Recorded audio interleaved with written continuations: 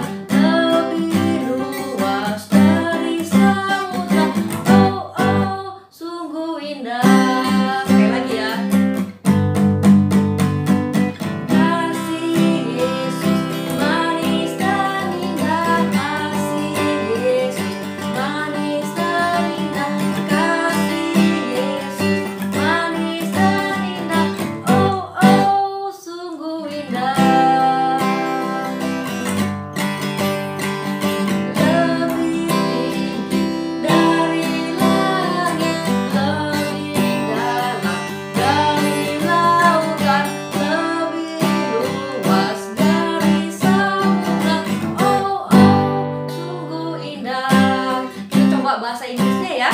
Katakan, the love of Jesus, sweet and marvelous. The love of Jesus, sweet and marvelous. The love of Jesus, sweet and marvelous. The love of Jesus, sweet and marvelous. Oh, oh, wonderful love. Higher than the sky,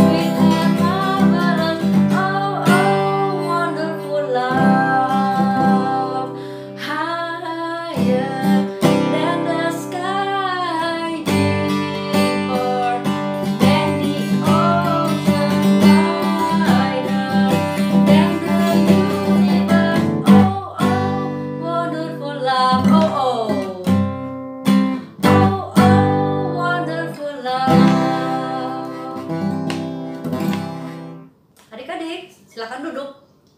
Nah, saat ini kita mau merenungkan, mendengarkan firman Tuhan. Kita mau siapkan hati dan pikiran kita. Kita mau nyanyikan satu lagu Pelangi Kasih-Nya. Apapun yang terjadi dalam kehidupan kita, kita percaya Tuhan sedang membuat karya yang indah.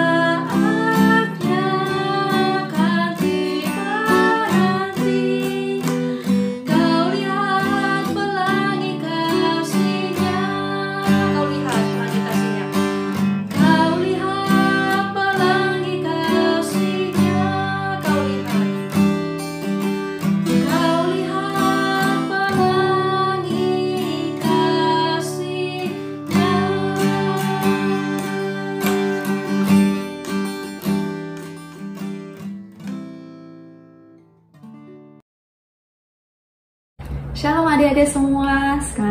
Sekarang kita mau siapkan hati kita untuk mendengarkan firman Tuhan. Sebelumnya mari kita berdoa bersama-sama. Mari kita berdoa. Tuhan Yesus, terima kasih buat kebaikan-Mu. Kami bersyukur Tuhan hari ini kami boleh datang beribadah. Dan saat ini kami siap mendengarkan firman Tuhan. Berbicaralah Engkau Tuhan, sebab kami siap mendengar. Terima kasih Bapa, di dalam nama Tuhan Yesus kami berdoa dan mengucap syukur. Haleluya. Amin. Adik-adik yang terkasih, hari ini kakak menyampaikan satu cerita firman Tuhan yang sangat-sangat menarik. Adik-adik yang punya Alkitab, boleh buka Alkitabnya sama-sama. Buka di dalam pasal kitab Lukas, pasal yang ke-7, ayat 36 sampai yang ke-50. Sekali lagi, Lukas pasal 7 ayat 36 sampai yang ke-50. Adik-adik yang sudah dapat mungkin bisa baca perikopnya. Nah, perikop di atas dikatakan Yesus diurapi oleh perempuan berdosa. Nah, adik-adik di sini ada ayatnya yang lumayan panjang. Nanti adik-adik bisa baca lagi ya setelah selesai ibadah. Nah, pada saat itu ceritanya Tuhan Yesus sedang diundang oleh seorang Farisi. Nah, seorang Farisi mengundang Yesus untuk datang makan di rumahnya.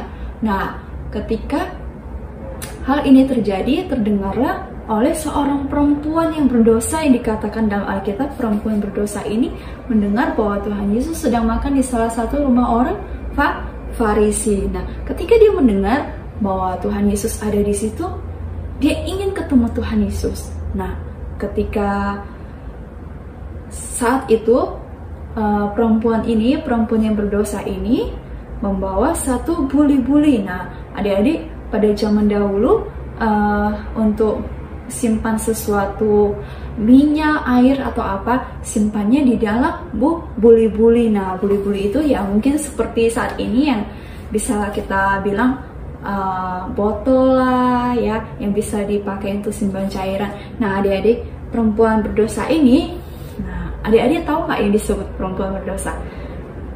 Nah, adik-adik sudah tahu ya, perbuatan dosa itu banyak ya. Perbuatan dosa itu jahat di mata Tuhan. Tuhan tidak suka dengan dosa. Nah, perempuan ini disebut perempuan yang berdosa. Berarti perempuan ini sudah melakukan banyak hal yang tidak berkenan di hadapan Tuhan. Nah, ketika saat itu dia mendengar bahwa Tuhan Yesus ada di situ, dia dengan hati yang sangat rindu, dia dengan tulus hati dia mau ketemu dengan Tuhan Yesus, dan dia bawa satu buli-buli yang berisi minyak wangi. Nah, pada saat itu ketika dia ketemu Tuhan Yesus di ayat yang ke-38, sambil menangis ia pergi berdiri di belakang Yesus dekat kakinya, lalu membasahi kakinya itu dengan air matanya dan menyekanya dengan rambutnya. Kemudian ia mencium kakinya dan meminyakinya dengan minyak wangi itu. Wah, perempuan ini luar biasa ya. Ketika dia ketemu Tuhan Yesus, dia nangis di hadapan di bawah kaki Yesus, dan apa? Dia lap kaki Tuhan Yesus pakai air matanya ya, karena dia rindu bertemu dengan Tuhan Yesus.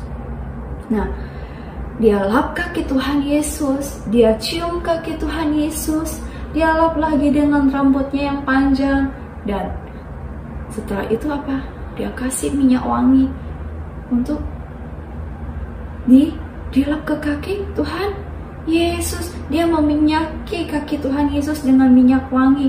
Nah, adik-adik, minyak wangi itu adalah sesuatu yang mahal ya, tetapi dia persembahkan kepada Tuhan Yesus. Nah, itu menandakan bahwa dia sangat menghargai Tuhan Yesus. Nah, adik-adik, ketika saat itu dilihat oleh orang Farisi tersebut, orang Farisi itu mulai berbicara dalam hati mereka dan katakan, kalau dia seorang nabi, dia harus tahu bahwa perempuan itu adalah seorang perempuan yang berdosa, sambil berbicara dalam hatinya. Tapi Tuhan Yesus tahu apa yang dikatakan, apa yang dipikirkan oleh orang Farisi ini. Kemudian Tuhan Yesus memanggil orang Farisi ini. Nah, lalu kata Yesus, di ayat yang ke-40, lalu Yesus berkata kepadanya, Simon, ada yang hendak kukatakan kepadamu. Saud Simon, katakanlah guru. Nah, Tuhan Yesus menyampaikan satu perumpamaan kepada Simon ya, orang Farisi tersebut. Nah, ketika dia memikirkan satu hal ini, memikirkan hal bahwa perempuan ini adalah berdosa dan harusnya Tuhan Yesus tahu kalau dia ada orang berdosa. Nah, dan dia bingung kenapa Tuhan Yesus dekat dengan orang yang berdosa. Makanya dia berpikir dalam hatinya. Nah, karena dia memikirkan hal tersebut, Tuhan Yesus tahu dan Tuhan Yesus sampaikan perumpamaan ini kepada orang Farisi tersebut. Nah, perumpamaannya apa? Ya, ayat yang ke-41 sampai ayat yang ke-42. Nah, di situ dikatakan, ada dua orang yang berhutang kepada seorang pelepas uang. Yang seorang berhutang 500 dinar, yang lain 50 dinar. Karena mereka tidak sanggup membayar, maka ia menghapuskan hutang kedua orang itu. Siapakah di antara mereka yang akan terlebih mengasihi dia?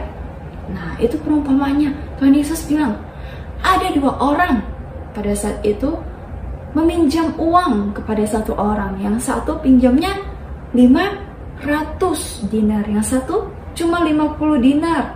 Nah, kemudian apa yang terjadi? Dua orang ini tidak bisa bayar. Mereka nggak punya uang untuk bayar kepada pelepas uang ini. Nah, orang yang meminjamkan uang tersebut ya, mereka tidak punya uang untuk bayar lagi uangnya. Kemudian apa yang terjadi? Terus Tuhan Yesus nanya kepada Simon orang Farisi tersebut, siapakah di antara mereka yang akan lebih mengasihi dia? Nah, kenapa? Di ayat yang ke-42 dikatakan karena mereka tidak sanggup membayar, maka ia menghapuskan hutang kedua orang itu. Lalu Tuhan Yesus tanyakan kepada Simon, karena dia sudah menghapus hutangnya, karena yang meminjamkan uang ini tidak minta lagi uangnya dikembalikan, Tuhan Yesus bilang, siapa di antara mereka dua ini yang lebih mengasihi orang tersebut, mengasihi orang yang meminjamkan uang kepada mereka? Terus tentu jawab Simon adalah orang yang meminjam 500 dinar. Lalu Tuhan Yesus berkata, betul, orang yang meminjam 500 dinar ini akan lebih mengasihi orang yang meminjamkan uang kepada mereka. Kenapa? Karena dia pinjam lebih banyak dan tidak usah kembali. Sudah dihapuskan hutangnya, tidak perlu bayar hutang lagi. 500 dinar yang dia pinjam tadi sudah lunas. Dia tidak usah mikirin lagi buat bayar hutang lagi. Tentu orang yang pinjam uang lebih banyak ini akan lebih merasa, aku ditolong, aku dikasihi, dan aku sudah bebas, nggak ada hutang lagi. Nah, demikianlah Tuhan Yesus katakan. Dia sampaikan kepada si Simon. Dan sambil berpaling kepada perempuan itu, ia berkata kepada Simon, engkau lihat perempuan ini, aku masuk ke rumahmu, namun engkau tidak memberikan aku air dan membasuh kakiku, tetapi dia membasahi kakiku dengan air mata dan menyukanya dengan rambutnya. Engkau tidak mencium aku, tetapi sejak aku masuk ia tiada henti-hentinya mencium kakiku. Engkau tidak meminyaki kepalaku dengan minyak, tetapi dia meminyaki kakiku dengan minyak wangi. Sebab itu aku berkata kepadamu, dosanya yang banyak itu telah diampuni, sebab ia telah berbuat banyak kasih. Tetapi orang yang sedikit diampuni, sedikit juga ia berbuat kasih. Nah, adik-adik, Tuhan Yesus menyampaikan perumpamaan ini kepada Simon. Dia ingin semua orang tahu bahwa seberapa besar pun dosa yang dilakukan oleh perempuan ini, Tuhan sudah mengampuni ketika dia datang bertemu dengan Tuhan Yesus dengan sungguh-sungguh. Tuhan Yesus sudah mengampuni dosanya. Nah, karena perempuan ini merasa bahwa dia melakukan banyak dosa, dan ketika dia datang kepada Tuhan Yesus menyambutnya, Tuhan Yesus mengasihi dia, sehingga perempuan ini merasa sangat dikasihi sampai dia nangis, dia meminyaki kaki Tuhan Yesus. Nah, lihat dia begitu mengasihi Tuhan karena dia tahu Tuhan juga begitu mengasihi dia. Dan pada saat itu juga Tuhan Yesus bilang dosamu sudah diampuni, dan Tuhan Yesus mau menyambut wanita yang berdosa ini. Dia mengampuni wanita ini dan mengasihi dia. Nah, adik-adik, apa yang kita pelajari dari firman Tuhan pagi hari ini? Nah, bukan berarti aku bisa melakukan lebih banyak dosa lagi sehingga aku lebih merasa diampuni. Bukan ya adik-adik. Ketika kita tahu kebenaran, ketika kita tahu itu dosa, tidak perlu dilakukan lagi. Tuhan mengasihi adik-adik. Tuhan lebih mengasihi adik-adik lagi ya. Ketika kita tahu dan tidak melakukannya. Namun, bagi orang-orang yang belum mengenal Tuhan Yesus, Tuhan Yesus tetap mengasihi mereka. Tuhan Yesus merangkul mereka seberapapun besar dosa mereka. Ketika dia datang kepada Tuhan Yesus dan minta ampun, Tuhan mengasihi mereka. Tuhan akan menyambut mereka dengan penuh kasih. Nah, ayat firman Tuhan hari ini, ayat hafalan kita hari ini, kita buka di dalam Markus pasal yang kedua, ayat yang ke-11, ayat yang ke-10. Markus pasal 2 ayat yang ke-10 dikatakan di ayat yang ke-10 itu lumayan panjang ya kakak, bacain satu ayat full. Tetapi supaya kamu tahu bahwa di dunia ini anak manusia berkuasa mengampuni dosa. Nah, sampai di situ aja. Tapi kakak mau adik-adik hafalin ayatnya dari ini, bahwa di dunia ini anak manusia berkuasa mengampuni dosa. Matius pasal 2 ayat yang ke-10, bahwa di dunia ini anak manusia berkuasa mengampuni dosa. Nah, adik-adik, apa sih tujuan Tuhan Yesus lahir ke dunia ini? Adik-adik tahu ya, untuk menghapus dosa manusia supaya bisa kembali kepada Bapa, supaya kita bisa memiliki kehidupan yang kekal, bisa mengenal Tuhan Yesus, menerima keselamatan daripada Tuhan Yesus.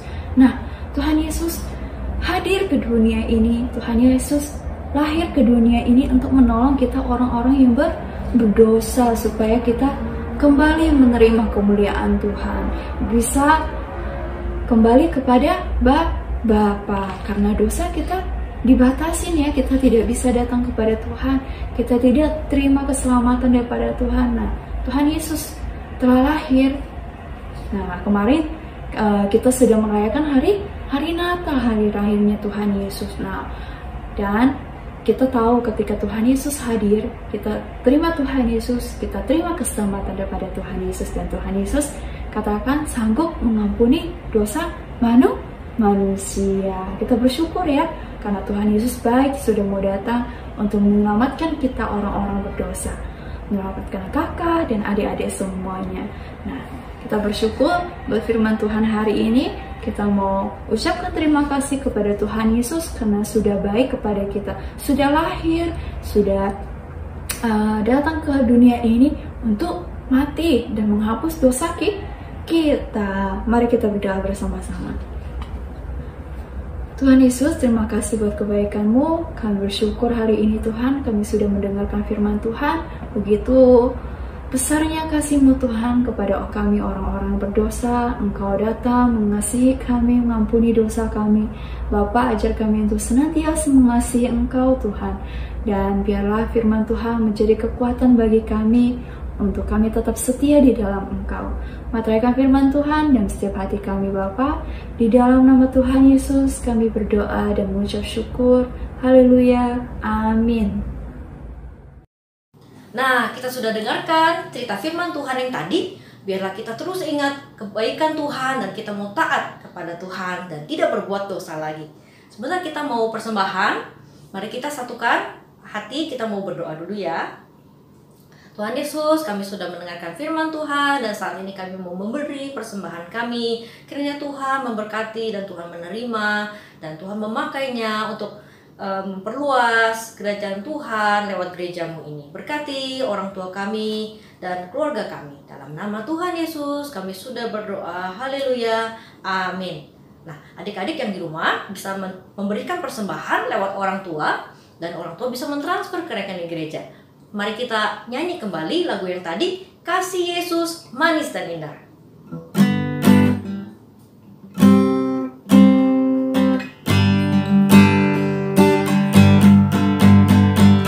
Kasih Yesus manis